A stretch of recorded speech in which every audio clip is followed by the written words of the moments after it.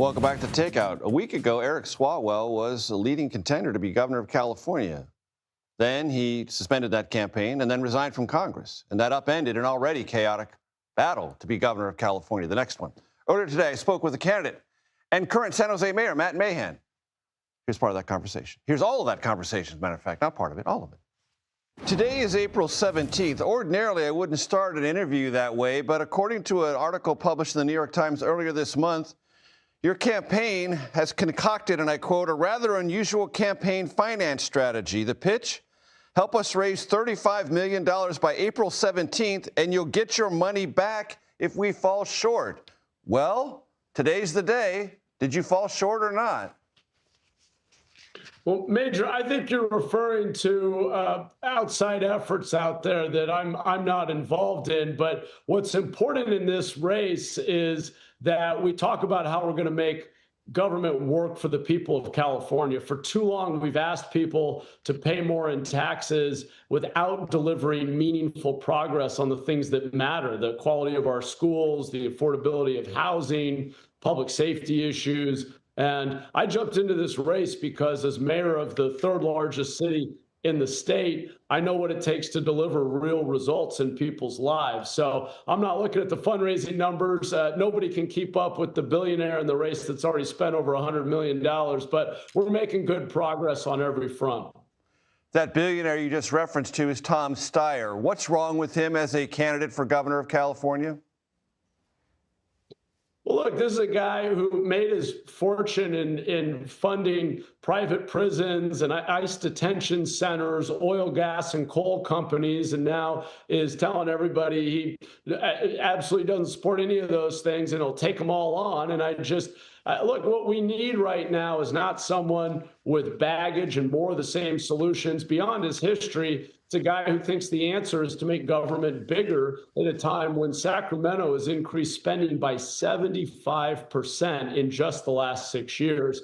I'm focused on outcomes. We don't need to make government bigger in California at this point. We need to make it better. I've helped make San Jose the safest big city in the country, reduced homelessness faster than any other city in the state, got thousands of new homes under construction without raising taxes. And so I think it's a moment that calls for accountability. We've got a lot of waste and inefficiency in government, a lack of focus, and we need a different kind of leader in government at this moment to really deliver for people, to show that California's values work in practice, not just rhetorically. Tom Steyer has also pledged to prosecute ICE agents and prosecute leadership within the Department of Homeland Security, in addition to abolishing ICE. Do you support any of those ideas? Look, he's promising to abolish ICE, which he can't do, implement single-payer health care, which he can't do.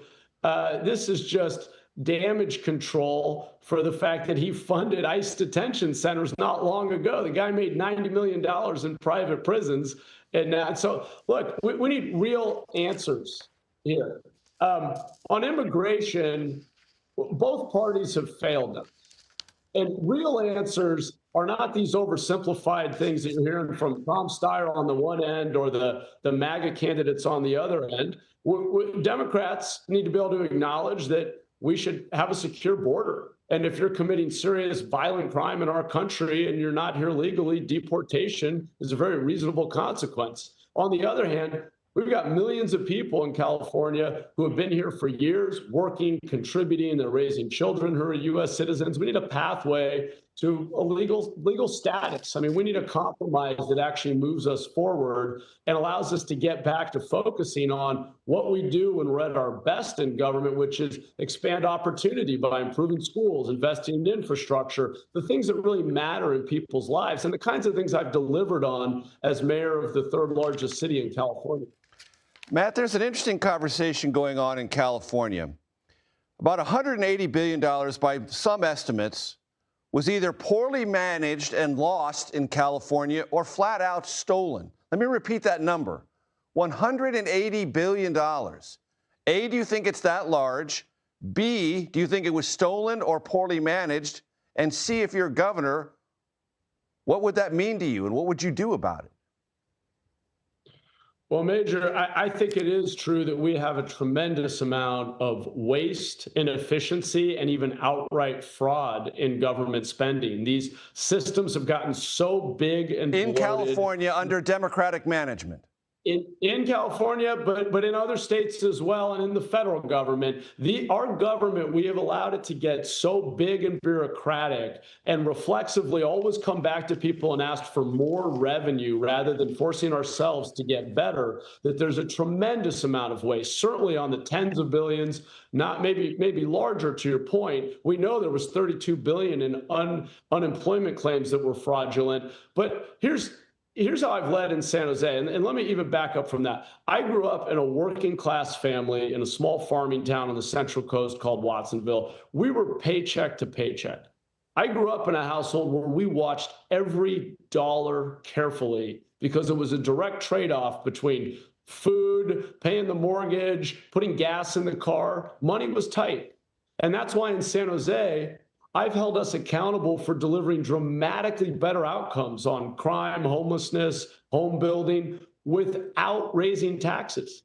We have balanced our budget, not raised taxes, and made huge strides in improving our city. That's the kind of leadership we need. It's called accountability, a focus on outcomes, not just process. Last question. You've been quoted saying Democrats became consumed with virtue signaling and catering to highly organized interests and enamored of jargon and so-called systems thinking. What do you mean? Well, what I mean is that we've got an establishment within the party that's very insular and it is not really as accountable as it needs to be for the basic things that government's here to do. At the end of the day, our job is to make people safer, build and maintain infrastructure they rely upon, provide high quality public education, remove barriers to economic opportunity, including for small business owners, the basic things that really matter. And we've gotten off track with all of this virtue signaling. And it just, the best resistance, to use a word that we've been talking a lot about in California, the best resistance is delivering results, the real things that matter in people's lives. That's what I've been doing as a mayor. And that's what I want from our state government, which is why I'm running to be our next governor. Matt Mahan, Democratic candidate for governor of California. Appreciate the time, sir. Thank you. Likewise. Thank you, Major.